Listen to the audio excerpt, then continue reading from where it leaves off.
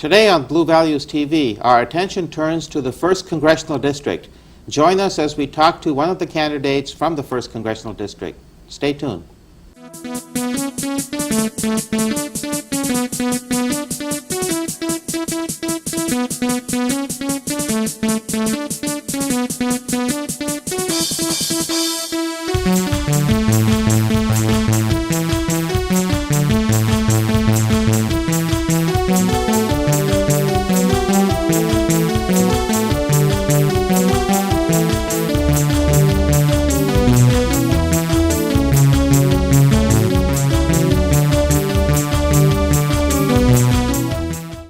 Welcome to Blue Values TV. Blue Values TV is a production of the Blue Values Coalition. Blue Values Coalition is dedicated to informing, educating, and engaging our neighbors in the governance of our communities. Look for us online at bluevaluescoalition.org. I'm very pleased to have with us today as our guest Ms. Heidi Hall from Grass Valley, California. Ms. Hall is running for the United States House of Representatives in the 1st Congressional District, which includes northern Auburn all the way up to the Oregon border, basically all of the northeast corner of the state of California. A very large district and area, must be very difficult to get around to visit everyone. Now, Ms. Hall is running against one other Democrat and 2 Republicans. One of them is the incumbent, Doug LaMalfa, he is a first-term Republican congressman from District 1. Again, for our viewers, the top 2 finishers, regardless of political party, will face off against each other in November. So it is imperative that we get out and vote in the June primary. And one other note, every voter is able to vote for whichever candidate for Congress they would like, regardless of the party that the voter is a member of. So a Democrat can vote for anyone, a Republican can vote for anyone, and a no-party preference person can vote for anyone. So please make sure you get out and vote. Thank you, Ms. Hall, for joining us today. It's great to have you on the show. Thank you for having me. Now, can we start out, if you can tell us a little bit about your background and what is it that inspired you to run for the House of Representatives? Yes, I'd be glad to. I grew up in the Bay Area in a regular middle-class home. I like to say that I grew up with enough. You know, I spent my summers out on the lawn playing with the neighbors. My parents were teachers.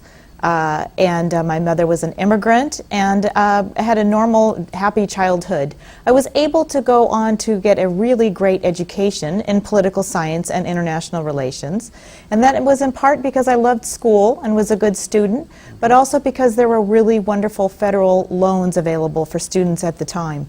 And I took advantage of those. I worked through school, undergrad and graduate, paid back my loans, got into a really great career. And that's sort of the sums up where I came from. So my interest in politics goes back to school when I was interested in how the world worked and how this country worked as well. And since I've moved to Grass Valley about 8 years ago, I got interested in the local politics and local community efforts. And when I saw the obstructionism that had started happening in Congress, it inspired me to do more. I just felt like I wasn't doing enough.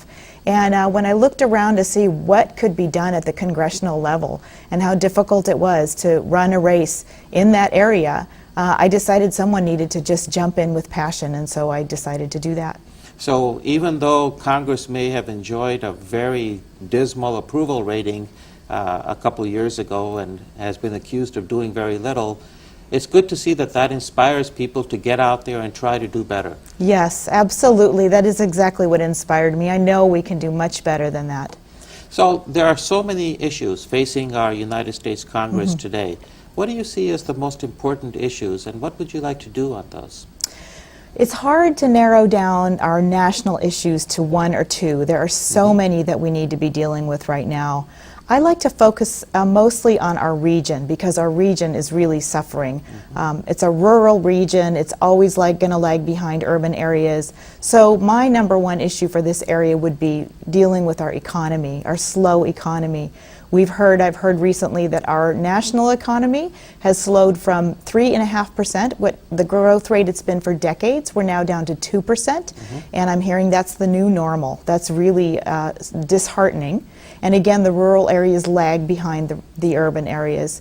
So to my mind, we need to do much more than we're doing now to help instigate growth in the economy in the rural areas. And that's going to require us to be active. We need to pass Jobs Act. We need to do some work to get broadband up in the area.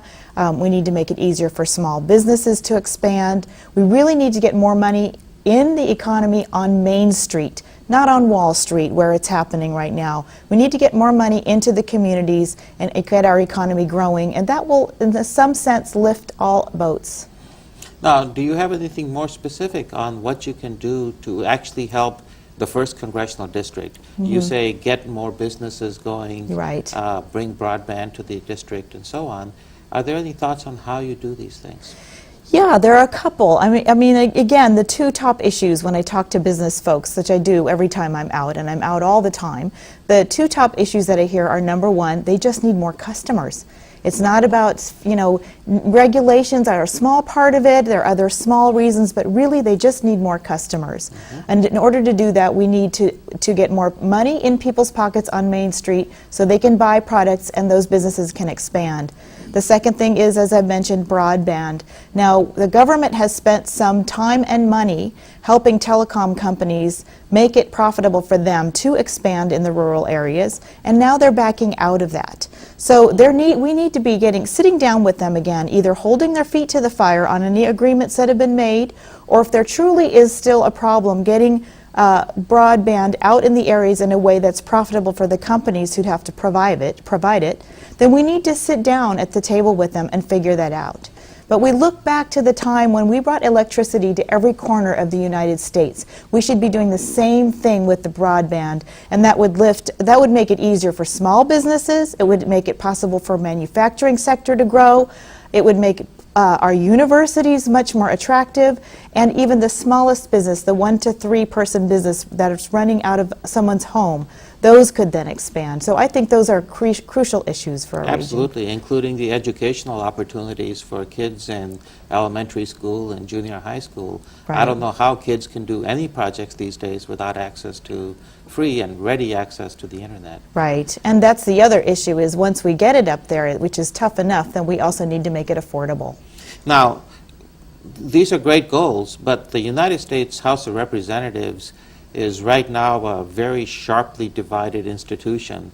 Democrats and Republicans hardly seem to be talking to each other, let alone working together. Right. How can you see yourself making a difference in that? I think there are a couple of really great opportunities right now, despite the intransigence on the side of the extremists who are in Congress right now. There's a small group called No Labels, the No Labels group, which includes members of both parties, and they sit down together on a regular basis, and they actually have created and floated some legislation to get things done. Now, to my mind, they're kind of nibbling around the edges. They aren't able to take on the really big pieces yet, but what they're doing is forging a new relationship and an ability to work across party lines, which we've kind of lost in the last many years. So I would absolutely be part of working with that group. The second issue is that as a rural area, again, we have much more in common with other rural areas across partisan lines. And so I would be working on those issues where I can work with other legislators on issues that are of importance to them as well. Ideally, we need to get away from the ideological split and focus on the real issues that we need to be solving. Now, most of the rural areas tend to be more Republican-leaning. So if you as a Democrat were representing a rural area, such as the 1st District, do you feel you would be able to work with people on the other side of the aisle on issues without regard to party labels? Well, I would be doing everything I could to reach out, and the really important part is to find common ground. And again, the common ground that we have in rural areas is a lagging economy. Broadband is an issue in other rural areas as well. The outdoors industry is one we all have in common and can be doing more with. And now water is an issue with the drought that we're seeing are impacting rural areas in particular.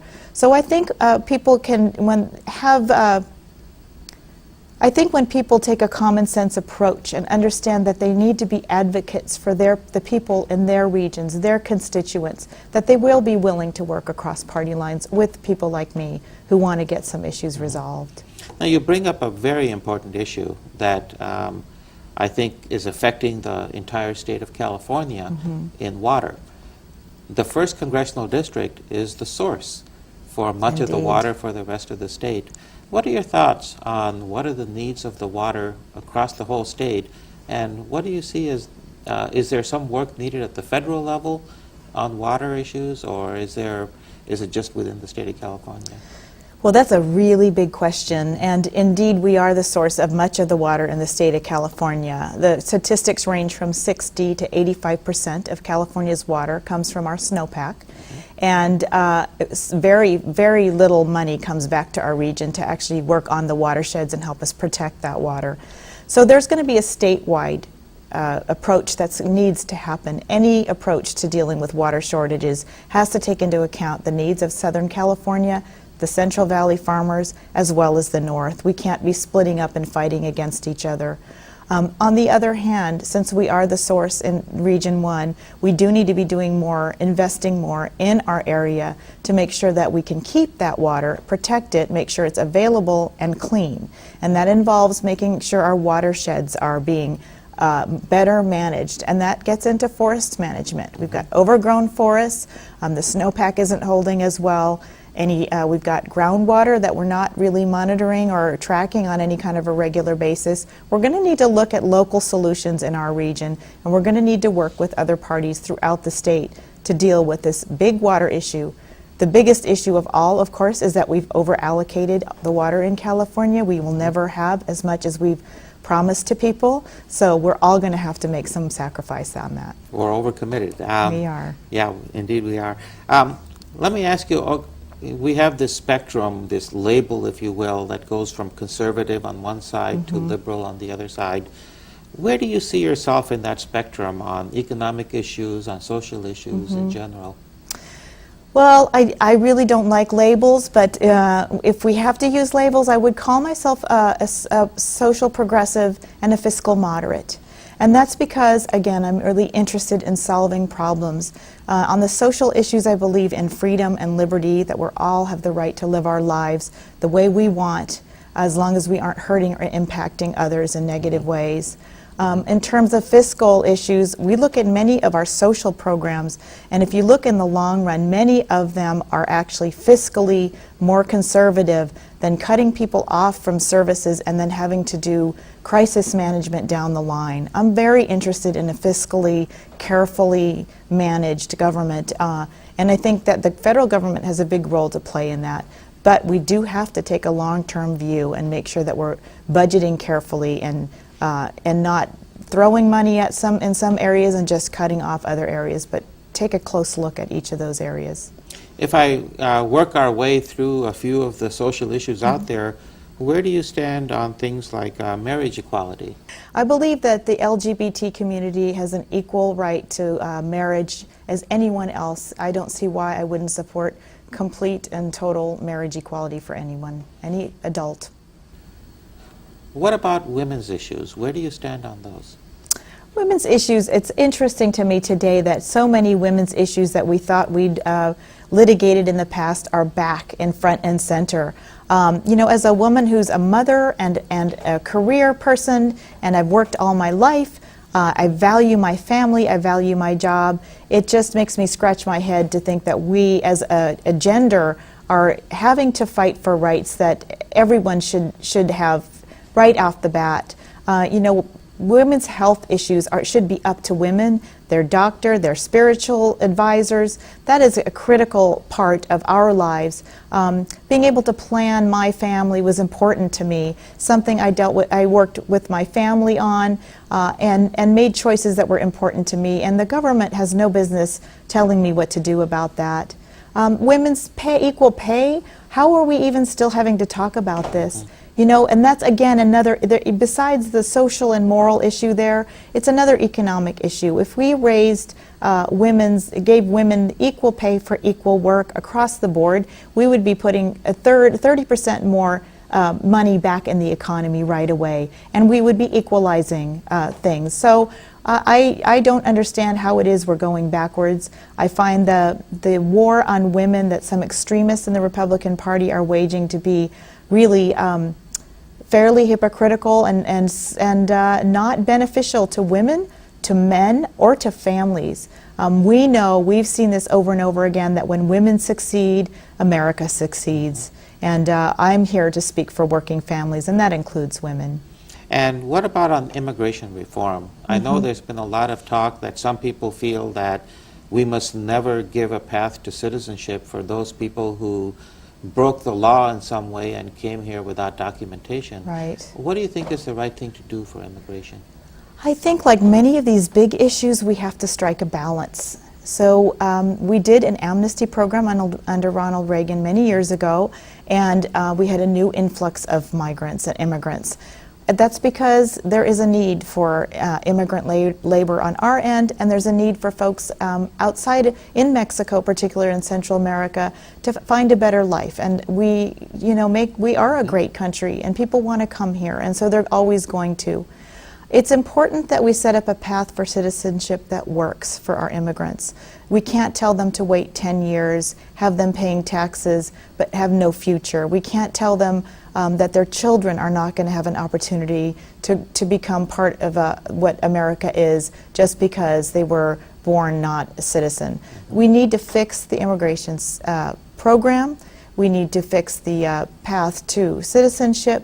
And we're going to have to face the reality that the number of undocumented workers that we have in this country today, we can't simply send them all away. We need to do something that works for everyone. What about, there's a big debate always between businesses that claim that environmental regulations are stifling their business. But on the other hand, there's no one that I've met that ever wants to destroy our environment. Right. So how would you strike a balance between business needs and the environmental needs? Yeah, that's been really a hot button issue, hasn't it? And it concerns me because when we look at the purpose of regulations, again, it's twofold. One is that it's protecting us. It's protecting our land, our water, and air, which means it's protecting our human health. So having regulations are going to always be important. It's also important that we provide a level playing field for businesses so that across state to state, county to county, they know what's expected of them, they know how to meet those regulations, and they're not tossed around between states or from year to year as regulations change.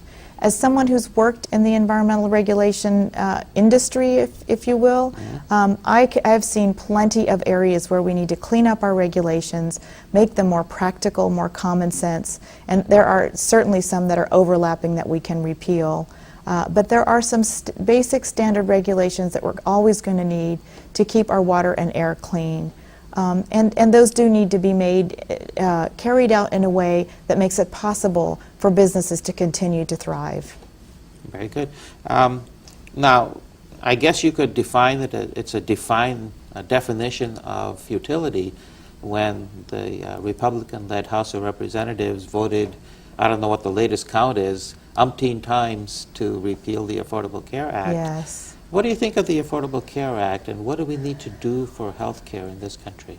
Yeah, and you know that the whole repealing of votes, that's another dismaying effort to me. I think they're up to 51 or 52 times.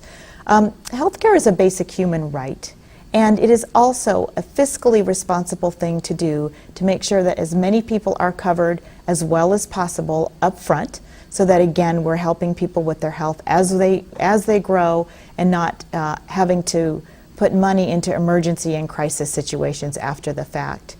The Affordable Care Act, I read today, is now up to 8 million enrollees, far more than they expected. It's a really great first step. It's had some huge problems in its rollout, but it's beginning to meet its goals now, and I can't see anyone, even if they tried to repeal it, I think there'd be a lot of people who were very upset. So many people now have insurance who didn't before. I hear it in my own friends' circles. People who had pre-existing conditions and could not get insurance are excited, not just that they're covered, but that they feel responsible, that they're taking care of themselves. So I think it's a fabulous first step.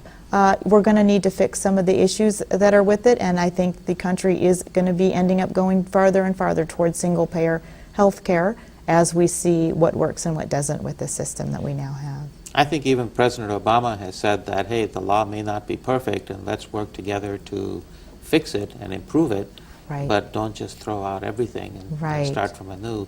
Although, as I understand it, the Republicans seem to be trying to come up with an alternative health plan of their own right now.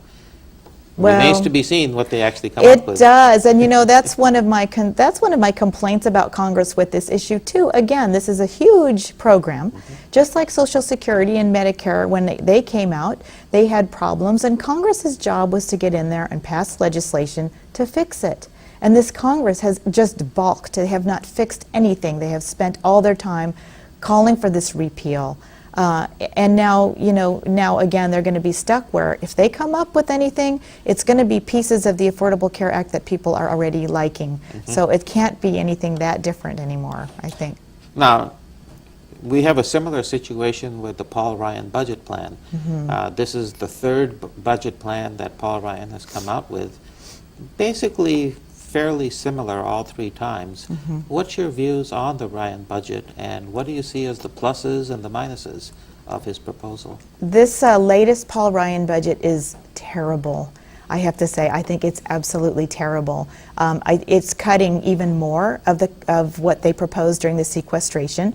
It's completely eliminated disaster funding and pushed those into the non-discretionary funding, which itself has been cut in half.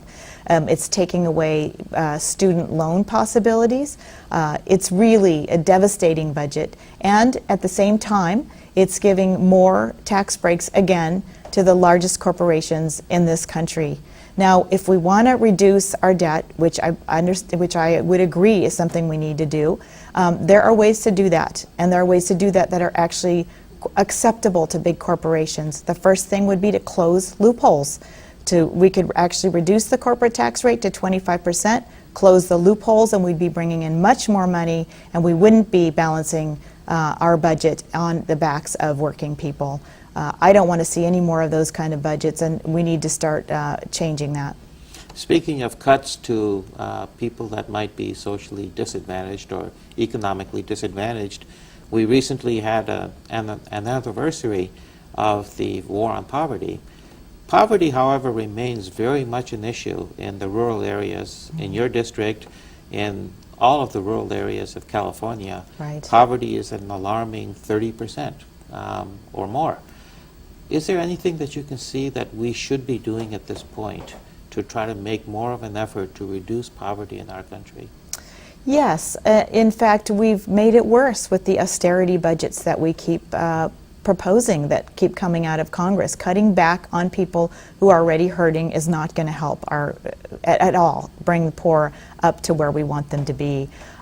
Now, we've spent a lot of money in places we probably shouldn't have, long wars that haven't gotten us very far, and we now are feeling the need to cut. But again, the place to cut is not on the backs of the poor. We need to be extending unemployment insurance a little bit more. We're at a point in time where there are 3 applicants for every available job. Telling people to just go get another job simply won't work. We need to help them get back on their feet. Something like 60% of the people who are using food stamps are children and the elderly, and we need to make sure they can eat and be housed. We have veterans who are on the street homeless. We absolutely have a moral obligation to take care of them. We need to keep that social safety net in place while we're working to grow the economy again. We can increase minimum wage. That'll bring a whole number of people back up out of poverty. So we need to work in tandem between getting the economy going again, but always having some piece of a safety net for those who aren't quite in the system. Very good. We had a couple of recent rulings on the Supreme Court that affected campaign contributions and basically removed some of the barriers for very wealthy individuals and corporations to be able to give more money to candidates, at Right. least in the aggregate, if not individually. Do you feel this is in the spirit of what this country should be doing, and what do you think we can do about that? It is not in the spirit of what this country is doing. We're all about everyone having an equal voice, and anyone being able to run. And we're not supposed to have to come from money or an existing network in order to run a campaign and be the voice for working people. The Citizens United ruling, as well as the more recent McCutcheon ruling, are sending us in the wrong direction, and it's hurting everyone. We're seeing it in, my own party, I believe, receives less of that money and has been a bit more able to stay above the fray, but it's impacting folks in my party now too. Both parties are becoming beholden to the money that's putting them into office, and even where their intentions are good, they're feeling unable to push back. We're losing our voice. The people, the majority of people in this country, in my district, we're losing our voice to votes that are being made by money, by votes that have been bought. And it's a terrible thing. I think there are a number of programs out there, overturning Citizens United is something that would work. Now, there have been some proposals to have a constitutional amendment or something like that to overturn that Citizens United decision. Right. Do you support those efforts? I do support them. I'm a little pessimistic about the length of time and effort it would take to do it that way, but I think we need to approach it from every angle, from changing who's on the Supreme Court to looking at overturning the changing the Constitution to bringing more challenging cases. We're going to have to approach it from every angle. Well, we've had U.S.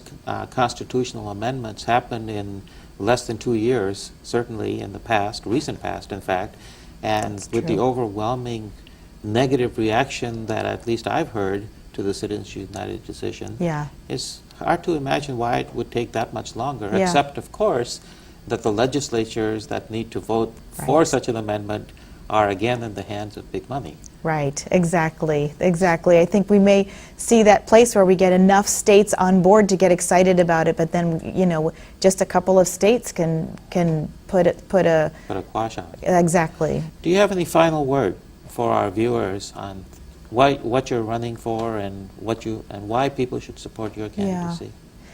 I think I want to emphasize again the fact that what's really important is that we work together across partisan lines to solve the big issues of the day. We have huge issues. Climate change is just a huge issue that's going to impact us more and more. We can't get any kind of movement on that. We need to step away from our ideological boxes, look at the issues on localized and regional levels as well as national levels, and we need to bring the experts in and start talking to each other, find the common ground, and take steps to make some change. I certainly expect that we're going to have people from outside push the parties to do this. It's always important to have activists help keep us on track. But I believe that I'm very interested in solving issues. I'm very interested in meeting challenges. I have a great deal of hope for this country. Also for my region, was just one of the more beautiful parts of this country. And why shouldn't we thrive again like we did at one time? I think we can get there. I think we deserve better than we're getting now. We deserve better, indeed. Now, if viewers want to find out more about your campaign and sign up or volunteer to help and so on, they can do that online? They can. They can do it online on my website at HeidiHallForCongress.com. We're always looking for volunteers. We are, at this point, a strictly grassroots campaign. We have hundreds and hundreds of supporters across the state and the country, and we could use as many as we can get. Very good. Thank you so much for being with us today, Ms. Hall. Thank you. And we wish you the best of luck going forward. And to all of our viewers, thank you for joining us. And until next time, good night.